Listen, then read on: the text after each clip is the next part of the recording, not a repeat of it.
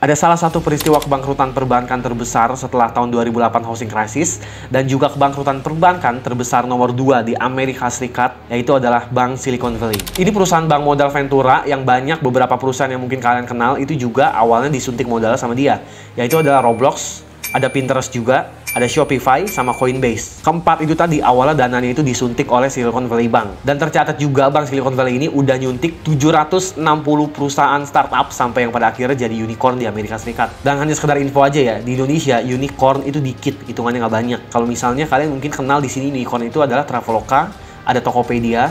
Pada dasarnya unicorn itu adalah perusahaan startup yang valuasinya itu udah di atas 1 miliar dolar atau sekitar 15 triliun rupiah. Jadi mungkin di sini gue akan cerita singkat tentang sejarah berdirinya Silicon Valley Bank ini yang pada akhirnya di 2023 ini bisa bangkrut. Awalnya itu didirikan pada tahun 1983 di lokasi Silicon Valley. Mungkin beberapa kalian juga udah tahu Silicon Valley itu adalah lokasi suatu area di mana perkumpulan beberapa startup besar yang ada di Amerika Serikat. Dan secara khusus areanya itu ada di California, yang isinya adalah kantor-kantor atau perkumpulan para CEO startup pejuang perusahaan rintisan. Dan kalau dalam satu wilayah itu ada kegagalan aja, mereka pasti belajar daripada satu kegagalan perusahaan itu. Intinya mereka itu gotong royong, mereka itu saling belajar, mereka itu saling berbagi pengalaman. Tapi sebenarnya ada satu kendala yang dialami oleh para CEO yang ada di Silicon Valley pada saat itu. Mereka itu nggak mendapat suntikan modal atau dana tambahan investor di perusahaan-perusahaan mereka sendiri. Padahal waktu itu perusahaan teknologi itu berkembang lagi pesat-pesatnya. Dan si para CEO startups ini bisa dibilang mereka itu nggak punya akses, mereka itu nggak punya relasi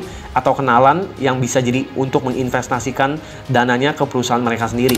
Ataupun mereka juga nggak ada yang kenal siapapun yang bisa meminjamkan uang pada mereka. Karena apa? Karena mungkin even ada beberapa investor juga yang melihat wilayah Silicon Valley ini dipenuhi oleh perusahaan startups teknologi, cuman mereka mungkin mengira bahwa prospek perusahaan teknologi ini selama 20-30 tahun ke depan itu nggak ada hasilnya. Mereka berpikir kalau misalnya mereka investasi belum tentu bakal sukses juga hasil investasi mereka. Akhirnya ada dua pejabat bank Wells Fargo, ya. Jadi Wells Fargo itu salah satu perusahaan terbesar juga dalam golongan pada saat itu perbankan di Amerika Serikat. Mereka ini namanya Roger Smith and Bill Biggerstaff. Dan mereka doang yang melihat bahwa sektor teknologi itu ada peluang untuk maju di Silicon Valley 20-30 tahun ke depan. Dengan perkiraan dan pertimbangan bahwa sektor teknologi itu memiliki niche, dibagi niche yang berbeda-beda juga, tingkat resiko yang berbeda-beda juga, maka dari itu dibuatlah bank yang bernama Silicon Valley untuk menyuntik dana modal mereka.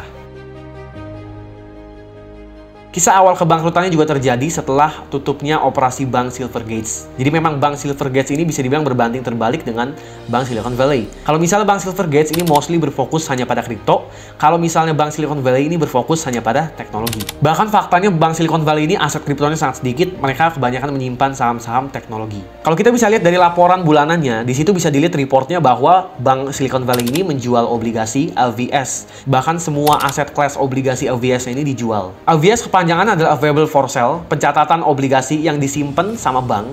Ya, jadi surat berharga ini disimpan sama bank, tapi untuk dijual itu nggak harus tunggu waktu jatuh tempo.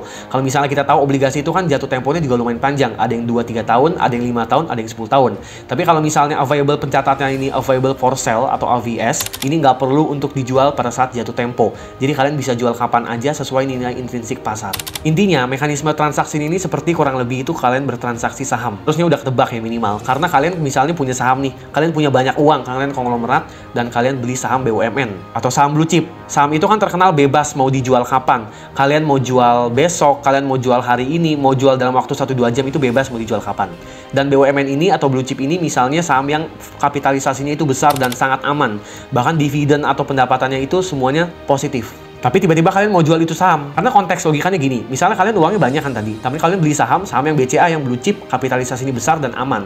Tapi kok tiba-tiba kenapa kalian jual? Misalnya untung nilai parinya juga belum target yang kalian impikan. Jadi sampai sekarang udah tebak kan, aneh kan? Kasusnya di Silicon Valley, ini bank ini membeli obligasi pemerintah Amerika Serikat atau Treasury US. Dan kalau misalnya obligasi pemerintah Amerika Serikat itu udah tergolong aman. Jadi bayangin aja, sebuah perusahaan gede, bank, dana kelolanya banyak, dia investasi di obligasi, tiba-tiba ditarik duitnya. Berarti gue bisa simpulin case-nya ada dua. Kalau nggak pemerintahnya yang bermasalah, atau enggak bank ini lagi butuh uang. Dan di Silicon Valley Letters kepada kliennya, suratnya itu kelihatan bahwa Bank Silicon Valley ini rugi sebesar 1,8 miliar dolar. Dan seperti yang gue bilang tadi, jelas ini buat orang-orang jadi panik kenapa tiba-tiba dijual obligasinya. Dan sebagai bahan perbandingan, aset yang mereka jual, available for sale obligasi securities ini, itu mereka jual sebesar totalnya harganya 26 miliar dolar. Karena asetnya disimpan sebesar 26 miliar dolar dinilai pasarnya. Which is itu artinya adalah 2 kali lipat daripada cadangan kasnya di neracanya. Kayak misalnya kalian punya uang cash 10 juta dan kalian punya motor, kalian beli tadinya 25 juta. Tapi sekarang lagi turun jadi 20 juta. Ya, terus tiba-tiba kalian jual motor itu. Padahal kondisinya lagi merugi. Curiga nggak orang sama kalian? Dan para pejabat bank berdasi SVB ini mereka bilang bahwa mereka menjual asetnya ini untuk dipindahkan kepada aset yang lebih liquid atau bisa dicairkan dalam jangka pendek. Dan terjadilah bank run terbesar sejak krisis 2008 perumahan housing crisis. Dana yang ditarik itu ada sekitar 42 miliar dolar. Tapi asal kalian tahu, di cash flow reportnya dia di 2022 akhir, totalnya ada 13 miliar dolar aja. Jadi mungkin kebayang ya permasalahannya ya. Orang mau narik jumlahnya 42 miliar dolar, tapi bank SVB ini cuma punya cadangan kas sebesar 13 miliar dolar. Boro-boro cukup, duitnya dari mana?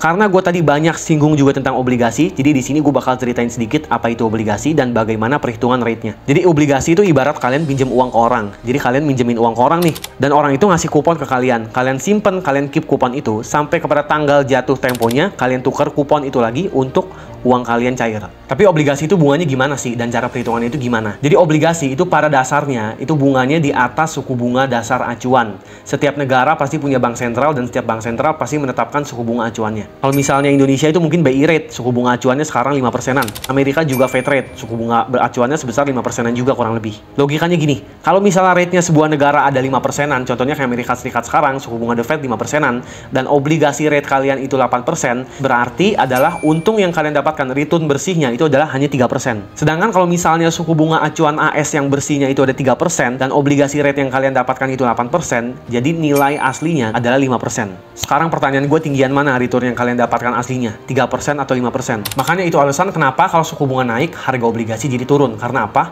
Returnnya jadi kecil. Karena suku bunganya tinggi, return obligasinya jadi nggak jauh beda sama suku bunga nih. Sedangkan kalau misalnya suku bunga turun, suku bunga itu rendah, harga obligasi jadi naik. Karena returnnya besar. Intinya mereka ya berbanding terbalik aja gitu. Dan penarikan dana secara besar-besaran dalam satu waktu yang singkat, apalagi 48 jam, itu namanya adalah bank run. Bank run ini kasusnya mirip banget sama tahun 1907 yang terjadi di Amerika Serikat. Ceritanya itu ada penarikan dana secara besar-besaran oleh masyarakat Amerika Serikat pada tahun 1907. Is virtually blocked during the aggressive picketing efforts. The strike opens peaceably, but takes a violent turn. Ini semua karena pejabat-pejabat berdasi yang ada di sana, banker-banker di sana itu curang, melakukan cornering di market, uangnya itu pakai uang pinjaman dari bank. Jadi kelicikan ini, skemanya itu adalah para tikus berdasi yang mau pom-pom saham kalau bahasa zaman sekarangnya. Dan para tikus berdasi ini mau usaha secara apapun dan gimana pun caranya supaya saham yang mereka lagi hold itu naik. Dan mereka juga hajar kanan saham dalam jumlah yang besar. Akhirnya apa? Hasilnya gagal. Ya, New York Stock Exchange itu turun sebesar 50%-an dan banyak penarikan bank di mana-mana dan terjadilah bank run 1907. Karena masyarakat udah nggak percaya lagi sama bank, dan karena peristiwa ini dibentuklah suatu institusi yang mengelola keuangan dunia kita, yaitu adalah The Federal Reserve System. Balik lagi ngomongin SVB, tapi gue di sini bakal bedah mungkin sedikit apa yang terjadi sama laporan keuangannya SVB. Apa pengaruhnya laporan keuangannya sama kebangkrutan SVB ini, supaya misalnya kalau kalian mau pilih emiten, kira kalian tahu nih standar pemilihan yang bagus itu seperti apa, supaya uang yang kalian taruh itu nggak hilang. Kalau misalnya kita lihat balance sheet-nya dari 5 tahun berturut-turut, itu literally bagus 5 tahun berturut-turut ya. Asetnya itu meningkat. Dan total pendapatan bunga bersihnya juga naik 6 tahun terakhir ya. Kalian bayangin aja, dari 6 tahun terakhir pendapatan bunganya itu naik terus. Karena kan usaha pertama daripada perbankan itu adalah meminjam uang, which is pendapatan utamanya adalah interest income atau pendapatan bunga. Dan di sini ada beberapa fakta yang harus kalian tahu. Yang pertama adalah bank SVB ini tidak pernah membayar dividen sejak 1992. Mungkin kalau misalnya kalian udah baca bukunya The Intelligent Investor karya Benjamin Graham, di situ ditulis Benjamin Graham bilang bahwa misalnya kalau kalian mau cari perusahaan yang bagus, itu at least kalian beli perusahaan dengan pembagian dividen minimal 5 tahun berturut-turut. Tapi Silicon Valley Bank ini nggak bayar dividennya selama 31 tahun, alias dari 1992 sampai sekarang dividennya nggak pernah cair. Poin yang kedua, seperti yang gue bilang tadi, memang pendapatan bersih bunganya itu meningkat secara 6 tahun berturut-turut, which is emang bagus. Tapi profitnya itu bukan meningkat, yang ada malah rugi. Dan bebannya memang juga meningkat, cuma meningkatnya itu nggak seiring sama pendapatan. Jadi bebannya meningkat berkali-kali lipat lebih cepat daripada pendapatannya. Kalau misalnya kalian lihat aja di laporan keuangannya, itu jadi kayak aneh gitu. Pendapatan bunga itu makin tinggi, tapi labanya harusnya ikutan tinggi juga kan, ikutan menaik. Malah labanya ini malah turun berbanding terbalik dengan pendapatannya. Dan ini juga bisa menjadi pertanyaan oleh investor investor-investor bank SVB ini, kenapa pendapatannya itu bisa naik tapi labanya itu turun. Yang ketiga adalah 44% dana kelolaan daripada Silicon Valley Bank ini digunakan untuk membantu perusahaan teknologi dan perusahaan healthcare untuk IPO atau listing di bursa. Dan 44% ini baru perusahaan yang IPO ya. Belum lagi buat perusahaan yang memang suntik dana modalnya juga. Setelah itu juga karena penjualan AFS ini mengalami kerugian yang besar, ini membuat income statement-nya juga jadi rugi. Makanya gue bilang tadi, pendapatannya naik, tapi bebannya naik berkali-kali lipat dibanding pendapatan. Karena apa? Itu karena untuk menampung daripada kerugian yang mereka jual asetnya itu. Tapi guys, sorry sebelumnya nih, kayaknya gue dari tadi ngomongnya AVS ya. Sebenarnya padahal tulisannya itu adalah AFS, Available for Sale ya. Jadi kalian jangan salah, bukan AVS, tapi Available for Sale atau AFS. Apakah The Fed akan membantu Silicon Valley Bank perkara masalah kebangkrutan ini?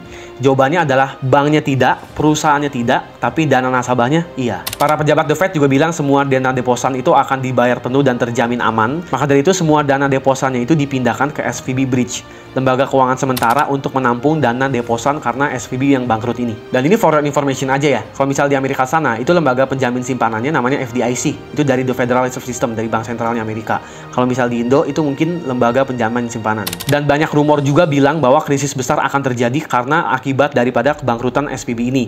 Tapi memang semuanya balik lagi nggak ada yang tahu kedepannya apa, dan semuanya itu the black swan. Sektor teknologi emang di 2021 sampai 2022 itu perkembangannya naik pesat, tinggi banget. Tapi balik lagi, apapun yang menjadi keputusan investasi dan decision finansial kalian, itu harus tetap rasional sama apa yang kita cari. Dan sebenarnya ada banyak peristiwa spekulasi yang bisa kita ambil pelajarannya, contohnya kayak The Great Depression 1930, kemudian juga ada Bubble.com di 2000-an, dan terakhir adalah housing crisis di 2008, krisis perumahan. Dan semua krisis yang gue sebutin tadi, itu semuanya disebabkan oleh spekulasi. Untuk tujuan The Fed, gue nggak tahu langkah selanjutnya apakah yang akan diambil, apakah The Fed ini melakukan dengan sengaja, atau The Fed ini melakukan dengan tidak sengaja. Kita semuanya nggak ada yang tahu dibalik tersembunyinya apa yang terjadi. Atau misalnya mungkin kalau kalian punya pendapat, silahkan komen aja di kolom komen. Semoga aja di video ini ada banyak pelajaran yang bisa kalian ambil di kehidupan kalian masing-masing. So that's enough, video gue sampai sini aja kali ini. Kalian jangan lupa follow sosial media gue, nanti gue tampilin di layar. Dan kalian juga yang mau request konten-konten yang menarik tentang keuangan, investasi, dan yang lainnya, kalian boleh untuk request aja di DM atau mungkin di komentar TikTok atau mungkin di komentar YouTube. Nanti gue bakal bacain dan gue bakal pertimbangin. Gue bakal buatin semuanya gratis buat kalian. See you in next video and God bless you.